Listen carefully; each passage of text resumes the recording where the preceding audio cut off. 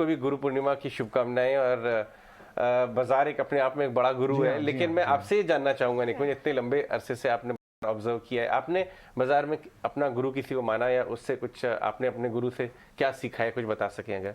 देखिए इसमें कोई मतलब for me one of the persons whom I followed is Rakesh Jhunjhunwala. मैं उनको पर्सनली भी जानता हूँ, मैं उनको प्रोफेशनली भी जानता हूँ। हम राकेश झुनझुनवाला को as a trader and investor जानते हैं, मगर Rakesh Jhunjhunwala as a human being also is something what I have really learned a lot from him. मैं हमेशा बोलता हूँ, जब भी उनसे मिलता हूँ और टीवी पे भी बोलता हूँ, that his word is his bond. वो जो बोलते हैं वो हमेशा करते हैं। कई लोग बोलते कुछ है करते कुछ है जी, पर राकेश जी जो हमेशा बोलते हैं हमेशा वो करते हैं। एक नज़रिया है, एक तजुर्बा है, और एक प्रकार से जो अप्रोच है लाइफ की, वह चीज़ें मैटर करती हैं। देखिए वेल्थ कई लोग क्रिएट करते हैं, मगर आप किस तरीके से आप वेल्थ क्रिएट करते हो। There are ways to make money, but the means to make money I think is more important. तो राकेश जी से मैंने सीखा है, मार्केट तो ऑफकोर्स हमने सीखा है, मगर मार्केट से ऊपर how to be good human being and how to give it back and how to be grateful for what you have.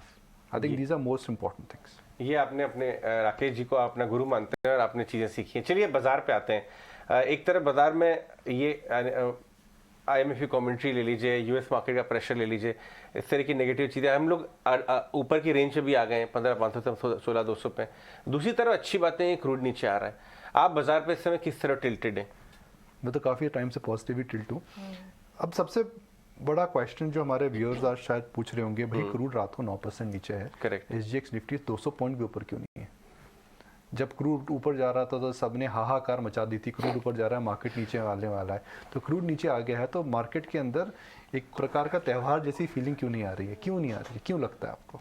Recession के फेयर्स है, we are on the brink of recession, demand कम हो जाएगी, growth को फर्क पड़ेगा, शदीद worries हैं, इन्फ्लेशन कंसर्न्स। तो जब क्रूड ऊपर जा रहा था तो भी ये सब बातें चल रही थी। देखिए मेरे को लग रहा है कि एक जो साइकिल थी, टेक्निकल साइकिल, एक जो मार्जिन साइकिल चल रही थी, वो क्रूड के अलावा सब कमोडिटीज़ में इस समय गिर चुकी है, वो घूम चुकी है।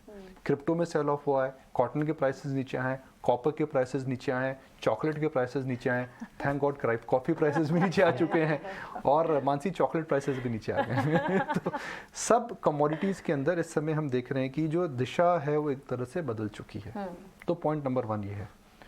पॉइंट नंबर 2, 500 पॉइंट निफ्टी चल चुका है, और जो कमोडिटी में जो टर्न हुआ है, आई थिंक मार्केट इस थीम को 2 या 3 हफ्तों से खेल रहा है।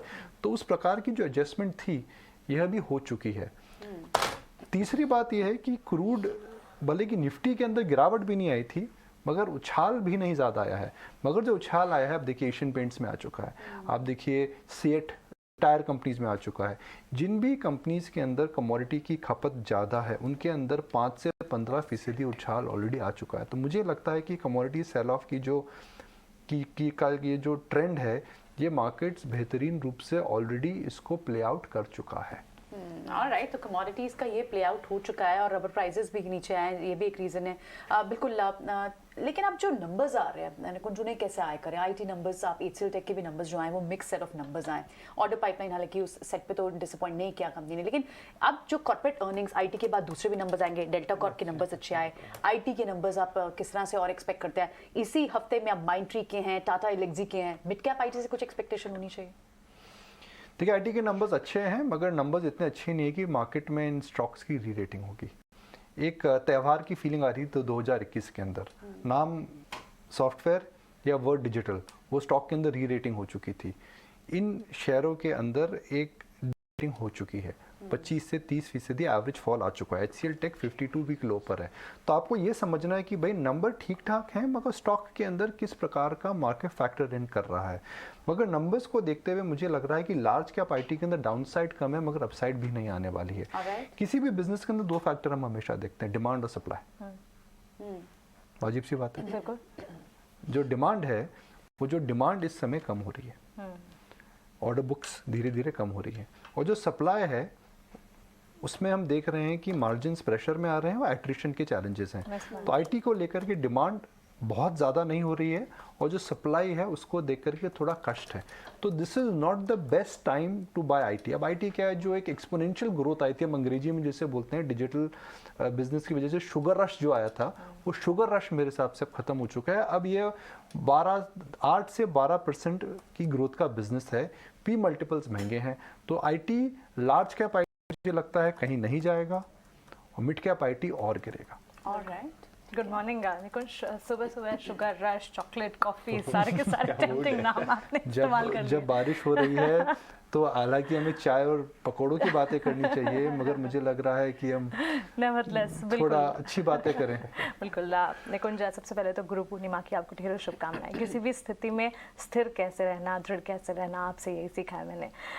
इन्फ्लेशन पर मेरा सवाल है। Inflation is always a topic these days, हम देख रहे हैं, लेकिन ऐसे में आरबीआई गवर्नर का ये कहना है कि इन्फ्लेशन भारत में इतनी बड़ी चिंता नहीं है, लेकिन यूएस इन्फ्लेशन पर तो सबकी निगाहें हैं। मानसी, देखिए हमें यूएस इन्फ्लेशन और इंडियन इन्फ्लेशन कंपेयर नहीं करना चाहिए। इसलिए नहीं करना चाहिए बिकॉज डायनामिक्स अलग अलग है। हमारी इंटरेस्ट रेट और यूएस इंटरेस्ट रेट्स अलग है, हमारा जो पर कैपिटा ग्रोथ है वो अलग है, हमारी जो इकोनॉमी का जो स्टेज है वो अलग है। तो यूएस इन्फ्लेशन को लेकर के हमें ध्यान रखना चाहिए, मगर हमें इंडियन इन्फ्लेशन के डायनामिक्स पे ज़्यादा फोकस करना चाहिए, मेरा ये मानना है। Just because there is a high inflation, there is a recession in Europe, इसका मतलब नहीं कि इंडिया में रिसेशन आएगा। Just because there is a Covid in China, इसका मतलब नहीं हिंदुस्तान में कोविड आएगा। तो यूएस रिसेशन इंपॉर्टेंट है, वो शॉर्ट टर्म में मैटर करती है। वो इसलिए मैटर करती है बिकॉज उसको लेकर के फ्लोज डिसाइड होते हैं, रुपये की इक्वेशन डिसाइड होती है। तो मेरे हिसाब से इस समय सबसे बड़ा कष्ट क्या है मार्केट में, वो रुपये।